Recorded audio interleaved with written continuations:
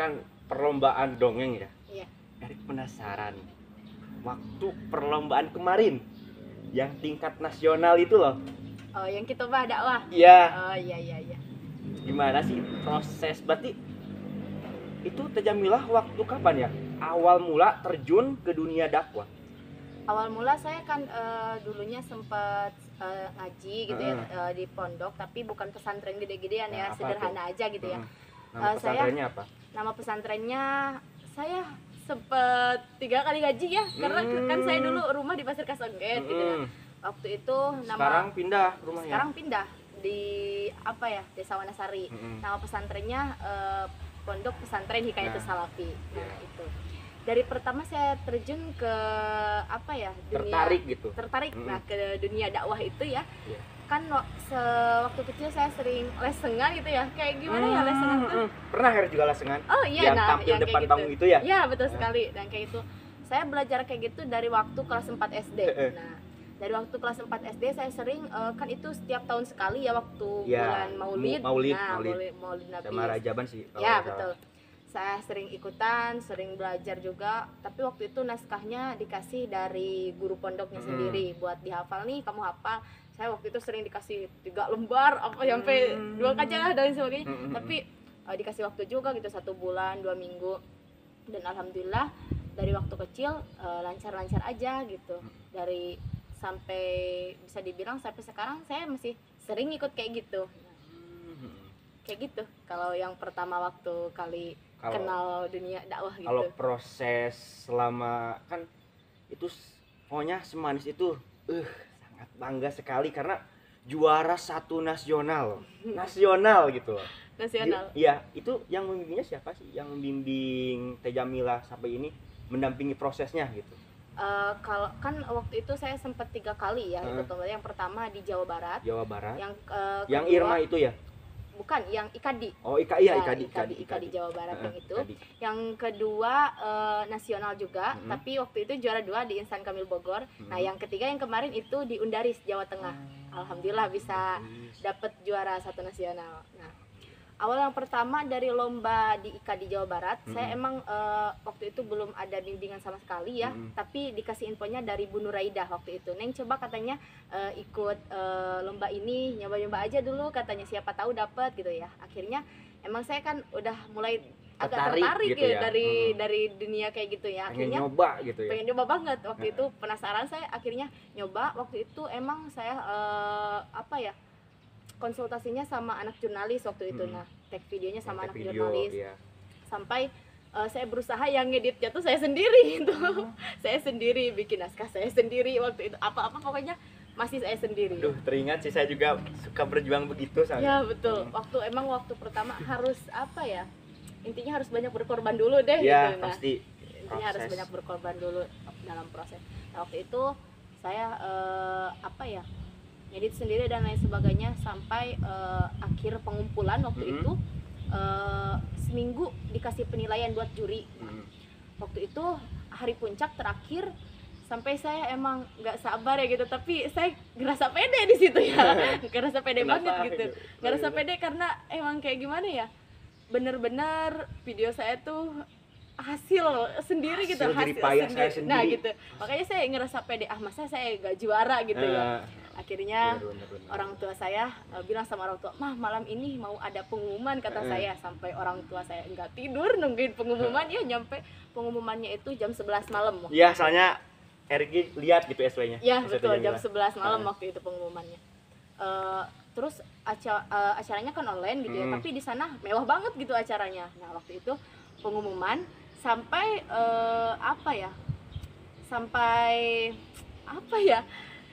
dapat gitu ya, tapi ya walaupun enggak masuk ke 3 besar, tapi alhamdulillah bisa dapat juara harapan. Yang mana? Yang IKADI Jawa Barat. Yang IKADI. Sampai emang bener-bener mata tuh udah melek banget, pengen tidur ya, tapi saya pokoknya saya percaya diri, pede, pasti saya dapat gitu. Nah, akhirnya saya tungguin dan ternyata proses itu nggak sia-sia gitu. Akhirnya saya dapat di situ. Pas dapat saya sempat mikir di situ, ini saya apa bukan, soalnya pas di situ alamatnya beda gitu. Namanya Jamilah tapi alamatnya Alamatnya di situ beda. Cianjur gitu. Oh. Tapi nggak ada yang nama Jamilah, sering Jamilah gitu waktu itu. Nah, saya akhirnya tanyain ke panitia, ini bener gak gitu saya yang dapat, katanya. Oh iya maaf, itu dari Sukabumi katanya, tapi di sana ditulisnya dari Cianjur. Mohon maaf ada kesalahan dari panitia katanya. Akhirnya di situ saya dapat, bangga sekali ya. Respon Walaupun mama gimana? ya respon Orang mama tua. waktu itu bener-bener gak nyangka juga mama gitu ya. Soalnya kan ini saingan di Jawa Barat gitu ya, nyampe hampir 1.000 lebih lah pesertanya gitu, hampir 1.000 lebih waktu itu.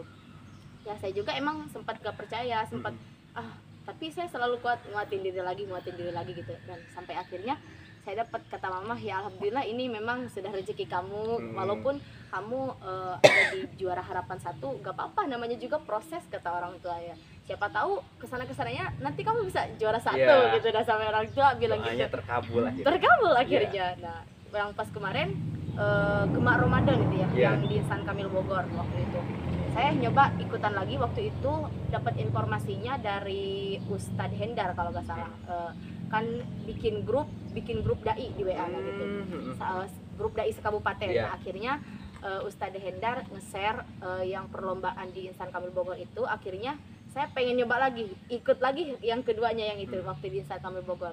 Saya ikut, berarti lagi waktu itu saya emang masih sendiri yang bikin naskah dan lain sebagainya. Cuma pas waktu itu tag-nya alhamdulillah didampingi sama Pak Ramdan yang dari Semanis itu. Ya. Akhirnya kata Pak Ramdan, ya udah kita tag di LC aja katanya, di kafe. Nah, akhirnya selesai tag di kafe, dia yang edit, dia dan lain-lainnya, pokoknya dia yang ngurus video saya waktu itu. Alhamdulillah sempat terkumpulkan pas pembagian kejuaraan sama. Dikira saya mau siang gitu, soalnya tanggal segitu, tapi malam juga. Setiap perlombaan yang diumuminnya malam gitu ya. Sampai saya nunggu, pasti ini malam lagi, saya udah yakin, soalnya yang kemarin juga malam gitu. Akhirnya ditungguin sampai jam 11:30 malam kalau nggak salah yang itu.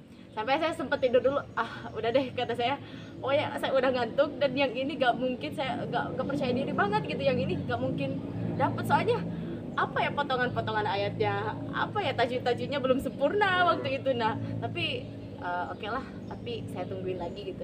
Sampai akhirnya kebangun jam 12 malam, ada informasi di grup WA, karena kan bikin grup gitu ya, silahkan bisa dicek katanya yang juara di Instagram Insan Kamil Bogor. Nah saya penasaran kan waktu itu, buka pas dibuka, alhamdulillah saya bisa dapat juara 2 gitu. Nah waktu itu masih juara 2. Kemarin di Kadi harapan 1, yang sekarang juara 2, ada peningkatan dikit gitu ya. Sampai yang terakhir ini terakhir ikut lomba itu, dapat kabar dari teman yang sekolahnya di Jampang, lupa Semanja. nama, bukan, yang ama pesantrennya yang Darul ada Amal. asrama, bukan, lupa deh, pokoknya itu deh pokoknya, yang pokoknya. deket alun-alun. Nah yang itu pokoknya. Sampai dia ngasih kabar ke saya, assalamualaikum teh, katanya, coba ikut ini lagi, soalnya kemarin kan sempat juara juga gitu. Dia tahu informasi saya gitu, ngedukung banget dia tuh kalau dunia dakwah gitu. Sampai saya tuh, ini benar kata saya, ya cuma ini tingkatannya agak lumayan teh, nasional katanya gitu. Oh ya sudah, gak apa-apa deh, saya percaya diri lagi dari situ. Saya pengen nyoba aja sama gitu. Akhirnya saya coba waktu itu, sempat tagnya sama sih yang di kafe kemarin yang sama juara 2. Nah sama Pak Ramdan juga, pakai bajunya sama, yang itu aja. Akhirnya saya ikut lomba itu, dan selesai lomba itu proses dan sebagainya sudah saya lewati. Pengumpulan video, soalnya kan setiap lomba yang 3 itu ikutinya saya digital semua gitu, jadi online semua. Nah lombanya online semua gitu.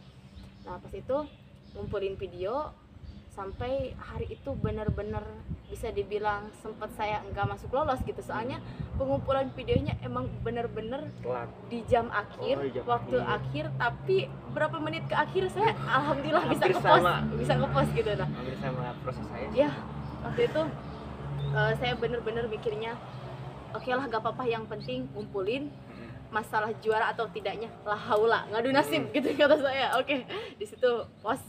Akhirnya saya minta tolong ke Semanis, kesini ke grup forum ketua kelas, minta bantuannya buat like, subscribe gitu. Dan share juga. Ya, di share di kelas-kelas. Alhamdulillah kan waktu itu sempat juga penilaiannya dari subscribe ya, dari like, view dan lain sebagainya gitu. Sempat dari itunya juga penilaiannya. waktu itu saya share-sharing ke kelas-kelas ya. Alhamdulillah waktu itu banyak juga, bisa dibilang nyampe hampir 1000 lah view-nya gitu ya waktu itu. Alhamdulillah. Kumpulin video waktu itu sampai ke hari ke-7 waktu itu. Saya tanyain ke panitianya, Kak ini mau jam berapa? Kata saya pengumumannya agak sabar. Malam juga sama malam waktu itu. Nah tapi pas waktu itu kan dia ngumuminnya tanggal 27 ya. Terus pas siangnya ada informasi katanya mohon maaf untuk pengumuman diundur ke hari besok katanya karena ada kendala dari panitia waktu itu.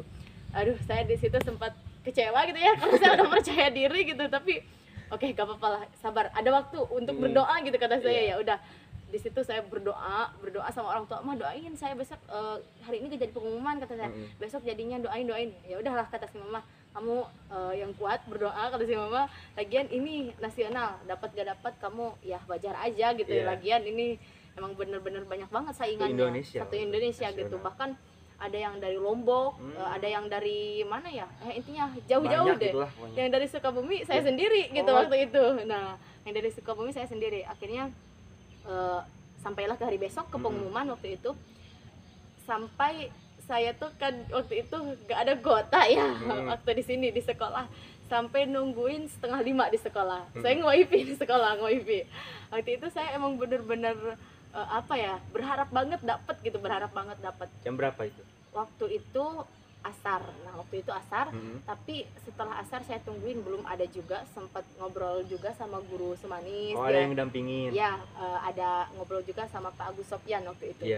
Ngobrol-ngobrol tentang masalah kuliah dan sebagainya sambil nungguin pengumuman ya waktu itu. Nah, hati tegang gitu. Tegang, hati itu tegang gitu. Ngobrol sama guru tuh relax aja gitu, tapi dalam hati tuh kayak dikejar-kejar apa gitu waktu itu. Nah akhirnya sampai 4:30 tiba waktu itu, saya cek lagi handphone masih belum ada pengumuman. Ya akhirnya kan saya masa pulang ke rumah harus malam ya udah deh saya memutuskan gimana nanti aja deh, pulang aja deh saya. Akhirnya waktu itu saya pulang, tapi pas waktu rumah saya masih penasaran gitu, hati tuh masih penasaran, saya pokoknya pengen dapet dan pasti dapet gitu. Saya terus aja ngomong-ngomong gitu sampai di rumah tuh saya mikir gini, beli kuota apa jangan, dan akhirnya saya belum sempat beli kuota waktu itu ya. Akhirnya ada HP abang, bang pinjem dulu handphone, kata saya mau hotspot gitu ya. Saya penasaran banget waktu itu, hotspot di situ lah pasti saya udah yakin ini kejuaraan udah muncul sekarang gitu ya. Hotspot sekarang ada pengumuman di WA. Nah pas itu katanya silahkan boleh dicek untuk kejuaraan sudah ada di Instagram di Undaris, BMFI Undaris Jawa Tengah kata waktu itu. Saya sempet deg-degan juga ya, belum buka IG, nge-like soalnya waktu itu. Saya bener-bener deg-degan banget waktu itu. Kan itu pertamanya dari juara 3 dulu ya di scroll. Pas saya scroll, juara 3 Kitobah tingkat nasional. Pas digeser bukan foto saya karena waktu itu dipasang sama fotonya gitu ya. Bukan foto saya. Oke lah, saya tarik napas dulu waktu itu. Scroll lagi yang kedua masih bukan saya namanya. Yang kedua dari Lombok, kalau nggak salah. Di situ saya emang putus asa, emang bergetar-getar banget ini megang HP gitu. Nah waktu itu saya oke lah, yang pertama nggak apa-apa dia bukan saya juga. Waktu itu saya scroll juara 1 lomba Kitobah tingkat nasional. Saya belum geser fotonya gitu, sempat deg-degan juga. Di situ saya geser, pas digeser foto saya itu bener-bener teriak waktu itu, nangis banget. Sampai kan itu waktu itu saya di rumah abang ya, di rumah suaminya kakak, tapi tetanggaan sama orang tua. Waktu itu saya teriaknya bener-bener keras sampai orang tua saya nyamperin ke sini. Kenapa katanya? Ya saya bilangin saya alhamdulillah dapet juara 1 gitu, sampai orang tuh bener-bener nangis gitu, orang tua tuh nangis sampai bener-bener meluk. Ya udah Cina, ini sekarang udah rezeki kamu, sekarang tinggal kamu aja yang bener-bener istiqomah sama dunia dakwahnya. Lagian share video dakwah dapat gak dapatnya gak jadi masalah, yang penting niat kita udah sebar kebaikan buat orang lain gitu. Masalah dapat gak dapatnya ya belakangan itu mah gitu, kata orang tua saya. Sampai orang tua saya meluk di situ, sampai ada kakek nenek juga nyamperin di situ. Kenapa katanya teriak-teriak waktu itu. Saya sempat dipeluk sama mama pas itu, pas dipeluk alhamdulillah katanya cucunya dapat juara 1 tingkat nasional waktu itu. Saya bener-bener aduh kayak gimana ya, rontok banget jantungnya, udah rontok sih, rontoknya bener-bener bangga, gak percaya diri aja saya gitu, dapat juara 1 nasional, saingannya yang hebat-hebat, mungkin bisa dibilang dai semua gitu ya. Tapi saya di sini aduh saya emang bener-bener kayak gimana sampai apa, ada undangan dari BEM Payung Undarisnya ya, dari apa ya, dari dosennya sempat Oh, ngundang. universitas itu Iya, teh? universitas. Sempat ngundang di WA ke saya, Iya. katanya kalau misalkan emang punya niatan buat kuliah ke sini, katanya alhamdulillah beasiswa katanya, nah gitu. Tapi saya sempat mikir juga ini Semarang jauh gitu, soalnya universitasnya di Semarang gitu, Iya. Semarang. Nah, saya emang bener-bener pengen, tapi satu sisi lain jauh banget gitu ini. Katanya gak apa-apa, kalau emang mau ke sini tinggal bawa aja persyaratan yang kemarin katanya gitu. Sampai saya bilang ke orang tua, "Mah, ini saya dapat undangan gini gini gini." Kata orang tua saya, "Ya udah, mama pasrahin aja sama kamu, pikirin aja matang-matang." Kata orang tua tuh, "Silahkan kamu mau kemana aja, bebas, yang penting kamu tetap ada dalam ridho orang tua, ridho Allah," kata mama. Ya intinya gitu deh proses dari pertama saya sampai juara 1 nasional gitu. Karena mie instan itu ada prosedurnya. Betul sekali. Apalagi perjuangan, pasti Betul ada sekali. prosesnya. Betul. Dan perjuangan itu tidak akan mengkhianati hasil. Betul. Iya. Sampai yang pertama itu saya kan minta mukodibahnya sama guru saya ya waktu itu. Sampai kan ada undangan buat ke sana ya. Cuma waktu itu saya sempat mikir, ya mau kayak gimana gitu. Ini kan Semarang bukan yang deket gitu ya, Jauh jauh gitu ya? banget gitu, Iya. sampai lintas Jawa Barat, bukan Jawa Barat lagi, udah Jawa Tengah gitu ya. Sampai saya mikir kalau ke sana akhirnya saya apa ya, ngejapri dosennya itu, saya gak sanggup kalau misalkan harus emang ke sana, tapi kalau bisa ya kirim aja deh lewat apa wae ke sini gitu. Nah, akhirnya dikirim, jadi sampailah pialanya di sini dan lain sebagainya gitu. Kemarin diumumin juga. Ya, tuh. intinya apa ya, harus banyak sabar juga, harus banyak berdoa sama Allah ya. Intinya kita harus banyak belajar gantung sama Allah. Intinya Benar. kita harus belajar manja ke Allah, belajar manja. Kayak maksudnya belajar manja tuh masalah ingat apapun Allah. itu, dikit-dikit laporan ke Ya, Allah, benar, dikit-dikit nge-mindset Allah, dikit-dikit ya apapun itu keluh kesah mikirnya ke Allah. Allah sayang banget sama orang yang seperti itu. Jadi jangan ngerasa seorang hamba tuh ini mah masih saya bisa kerjain sendiri, nanti aja deh kalau udah susah baru saya baru ingat mindset dia. Allah gitu. Allah gak sayang banget sama orang yang seperti itu. Justru kalau sebisa mungkin ya, ujian sebesar apapun yang menimpa kita, harusnya kita bener-bener apa ya, masrahin diri aja ke Allah, kembalinya lagi ke Allah. Lagian dia yang mengawali, pasti dia yang atur segalanya gitu. Ya, kita pasrah diri aja Berarti sama Allah. di dunia itu ada dua ya? Iya. Syukur dan sabar. Nah, itu sekali. Iya. Betul sekali. Syukur dan sabar. Harus banyak bersyukur juga. Kalau ada Lagian cobaan kita sabar. iya, lagian banyak bersyukur apapun nikmat yang Allah berikan, intinya harus pandailah dalam bersyukur. Insya Allah ketika kita pandai dalam bersyukur, Allah akan berikan nikmat yang lebih untuk kita. Saya pun sekarang saat ini hanya diberikan hidayah aja sama Allah. Kalau emang Allah cabut hidayah sekarang dari saya, mungkin saya bisa dibilang orang yang paling ria di atas muka bumi ini. Lantas apa yang mau kita banggakan di muka bumi ini? Sempat bilang al-baro amal khawli wal hula ya. Apa ya, semua amal yang saya lakukan, ibadah yang saya lakukan, ikhlas yang ada dalam diri saya, itu semua datangnya dari Allah Subhanahu wa Ta'ala. Saya hanya orang biasa, hanya seorang yang fakir ilmu. Mungkin ketika saya mengpost video dakwah di sosial media dan lain sebagainya, minta dukungan ke teman-teman, itu tidak semata-mata saya hanya pengen dapat dukungan saja gitu, tapi semata-mata saya berharap semua orang yang melihat video saya bisa bermanfaat buat dirinya gitu. Ya, sempat dibilang saya apa ya gitu, so alim banget apa ya, post video dakwah di sosial media. Justru nggak apa-apa saya dibilang alim. Maksudnya saya post video dakwah dan sebagainya bukan berarti saya sudah sempurna gitu, bukan berarti saya sudah apa ya, sudah hidupnya melebihi apa ya. Saya yakin kok sehebat apapun orang di muka bumi ini, setinggi apapun jabatannya, di mata Allah semua rata sama gitu, nggak ada yang tinggi. Lagian toh sekarang seorang menteri misalkan, seorang presiden sama aja makannya satu piring sama kita gitu, satu piring. Nggak harus ini mah presiden makannya harus satu bakul, enggak. Sholat ya? Iya. Kalau misalnya udah ruku ya di ruku. Ya gitu. Jadi intinya pandai-pandailah kita dalam bersyukur. Jangan ngerasa tinggi hati, jangan ngerasa tinggi diri. Ya saya pun sekarang bisa dibilang apa ya, masih fakir lah dalam ilmu, masih fakir dalam ilmu agama. Tapi apa salahnya saya kalau mengajak orang lain dalam kebaikan? Saya belum tentu orangnya bisa dibilang masuk surga, belum tentu. Toh gimana kalau masuk saya masuk neraka gitu, kan bisa ada jaminan buat orang-orang yang tadinya nggak paham ilmu agama, misalkan saya share tentang ilmu agama, akhirnya dia paham dan dia misalkan masuk surga, dia bisa rangkul saya gitu. Walaupun nanti saya posisinya dalam neraka, dia bisa rangkul saya. Dia ini nih atas nama Jamilah dulu yang bisa menolong saya waktu di dunia, yang akhirnya saya bla lah intinya gitu. Itu keistimewaan menyebar kebaikan itu gitu. Jadi intinya gunainlah media sosial kita saat ini. Sekarang kan sedang boomingnya ketidakbaikan lah. Banyak benar. Sekali remaja yang menggunakan media sosial itu dengan suatu hal yang tidak bermanfaat gitu. Makanya kita tarik media sosial sekarang itu, coba gunakan ke hal yang bermanfaat gitu, yang ada faedahnya buat orang-orang, yang ada pesan-kesannya buat orang-orang gitu, yang ya intinya gunainlah sebaik mungkin. Jangan sampai kita terceletoh oleh dunia globalisasi. Iya, jangan mau kita diperbudak oleh dunia, akan tetapi kita lah yang harus memperbudak dunia ini.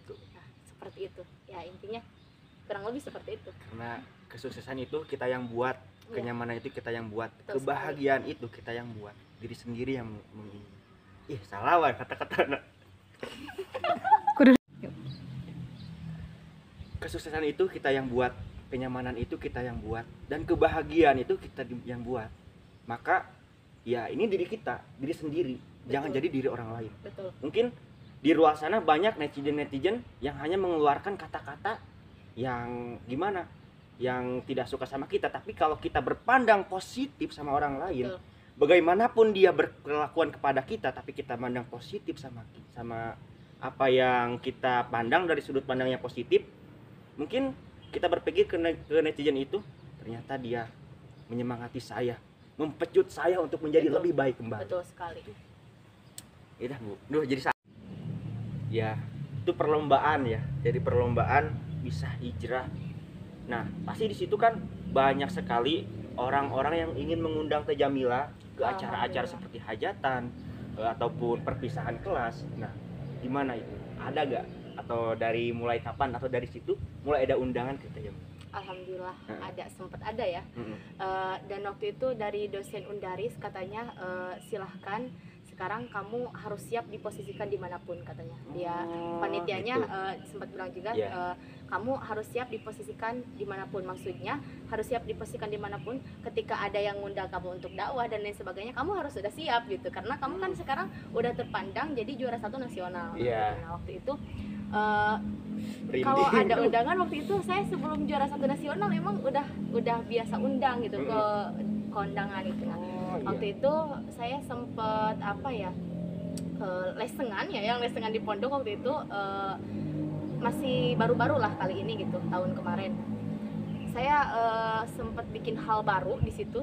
Saya sempat berpikir belum pernah saya nemuin seorang dai atau apa yang bikin nangis, posisi dakwahnya seperti ini gitu. Bagaimana cara saya untuk bisa berdakwah, kesan dan pesan saya itu tersampaikan buat orang-orang. Bagaimana pernah dengar soalnya dakwah yang pertama itu ya? Nah, yang itu bagaimana cara saya berpikir di situ, bagaimana caranya, soalnya kebanyakan para dai yang kondang-kondang itu kebanyakan humornya aja gitu. Padahal saya sering mikir, kita ini berdakwah yang disampaikan itu ilmu gitu, yang disampaikan itu sebuah pesan atau kesan buat seseorang itu berubah menuju takwa ke hadapan Allah Subhanahu Wa Taala. Nah, disitulah saya berpikir, oke lah, saya bikin hal baru di sini. Saya mau bikin dakwah tapi dicampur kayak puisi gitu.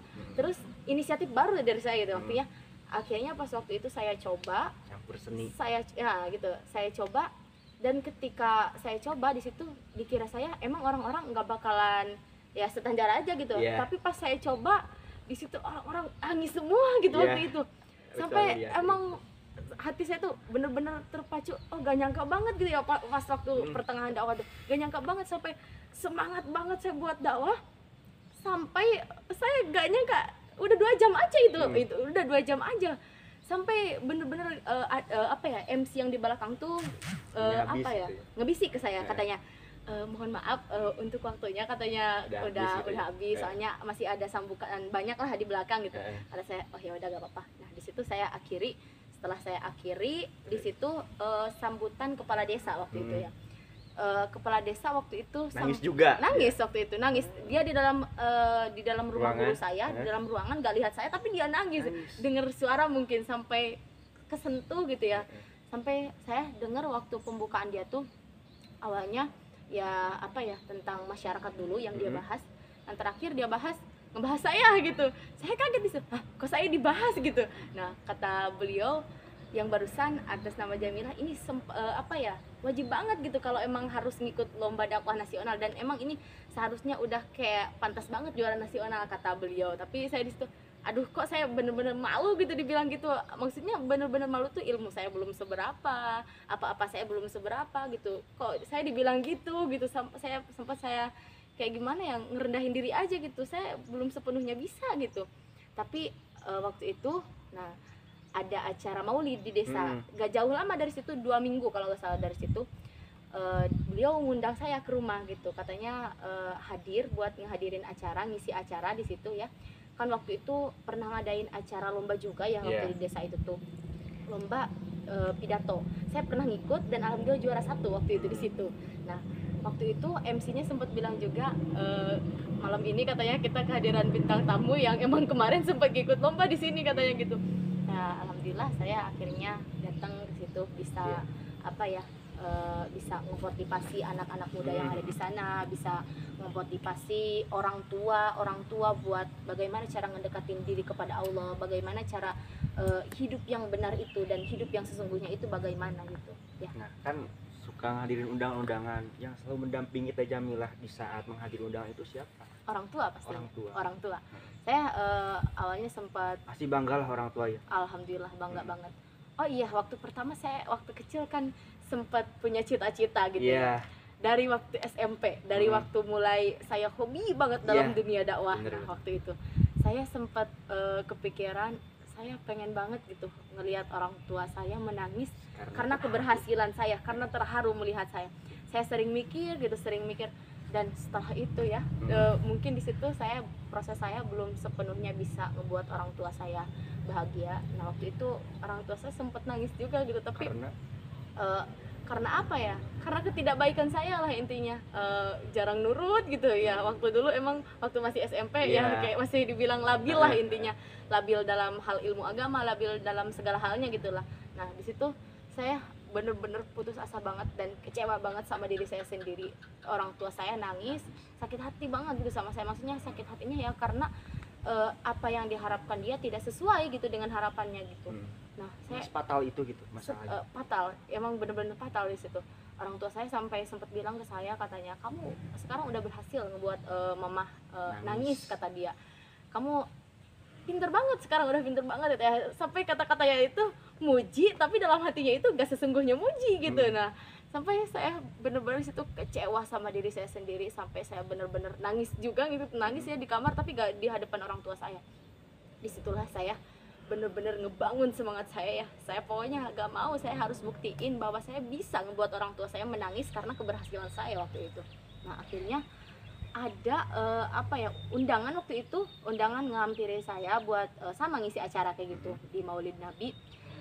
Sampai entah kayak gimana ya, bisa dibilang acaranya sempurna banget ya pas waktu itu. Acaranya sempurna banget, sampai pulang ke rumah orang tua nangis itu karena ya bisa dibilang bangga, terharu gitu. Nangis, orang tua ngerangkul saya gitu.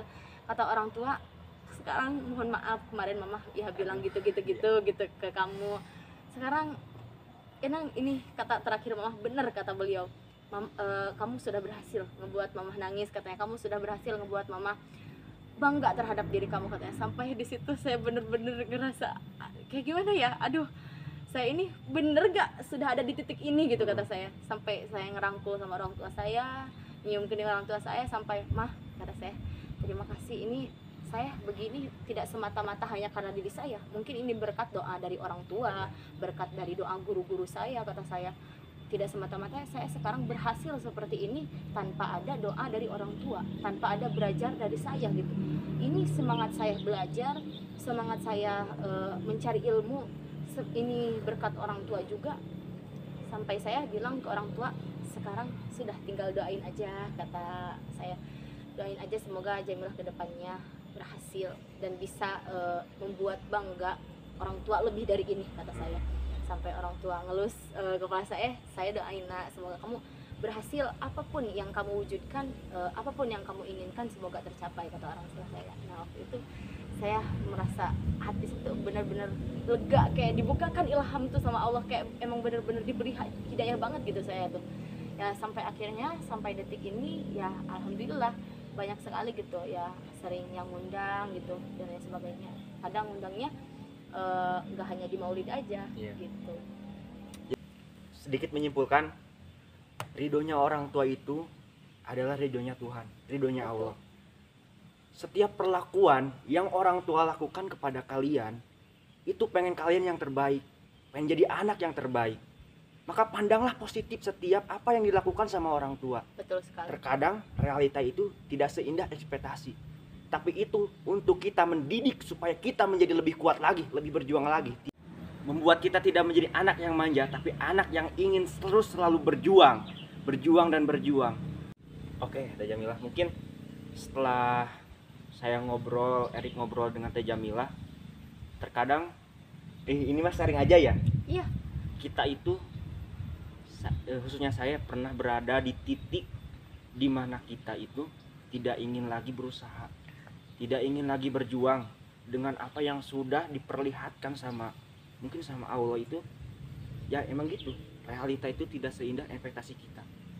Saya berada dalam titik terendah di mana saya sudah tidak mau lagi belajar, tidak lagi mau berusaha karena faktor yang membuat saya itu ya udahlah, mungkin saya tidak akan begini, saya tidak akan menjadi seperti itu. Benar-benar pasrah berarti.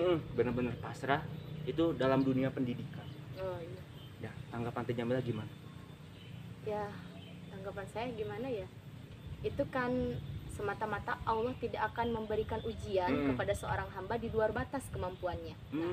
Berarti kalau kita ngadepin ujian, seberat apapun ujian itu yang ditimpahkan kepada diri kita, berarti kita harus yakin bahwa kita itu mampu untuk menyelesaikannya. Seperti itu. Karena saya kalau lagi ngedown seperti itu, biasanya saya ingatnya kata-kata itu terus yang ada di dalam pikiran saya tuh. Ketika Allah menguji seorang hamba, tidak akan Allah menguji seorang hamba di luar batas kemampuannya. Kalau sekarang kita dihadapi dengan ujian seberat apapun ujian yang ditimpakan terhadap diri kita, berarti Allah yakin bahwa kita mampu untuk menyelesaikan ujian tersebut. Seperti itu. Ya, siapapun kalian yang menonton video ini, yang berada di titik terendah kalian, maka ingat itu, Allah itu tidak akan menguji kalian dalam batasan yang di luar kemampuan kalian. Ya. Oke, terakhir deh, pesan buat kita sebagai anak bangsa, khususnya milenial tahun 2000. Karena kita itu diuji dengan dunia yang ekstrim, dengan pengaruh globalisasi yang sangat besar. Supaya kita istiqomah dalam menjalankan, supaya menguatkan iman kita, tidak jauh dari Yang Maha Kuasa. Kata-kata dorongan apa yang harus kita lakukan? Dorongan buat generasi saat ini gitu ya. Ya intinya kita harus ingat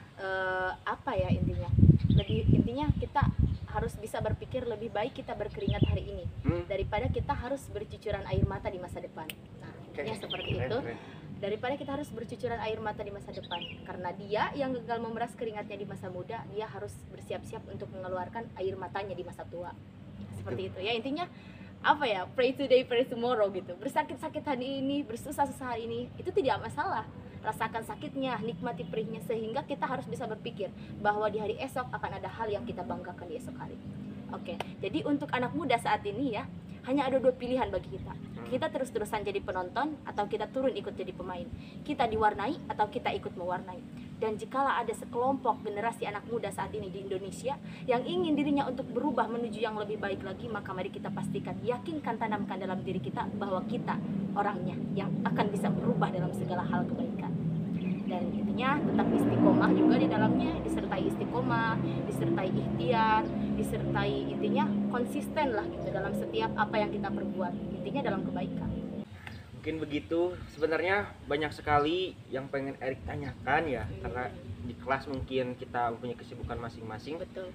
Waktu juga sudah mulai terlalu siang dan mungkin Teh Jamilah juga ada kesibukan-kesibukan atau aktivitas-aktivitas yang akan dilakukan. Jadi cukup sekian dulu. Terima kasih ya Teh Jamila. Sama-sama. Terima kasih Alhamdulillah. banget Terima kasih sudah juga bisa ngundang saya ke Ya. sini. Alhamdulillah. sudah menghadiri podcast kami, dan buat kalian juga ya, terima kasih sudah menonton. Jangan lupa like, comment, and subscribe.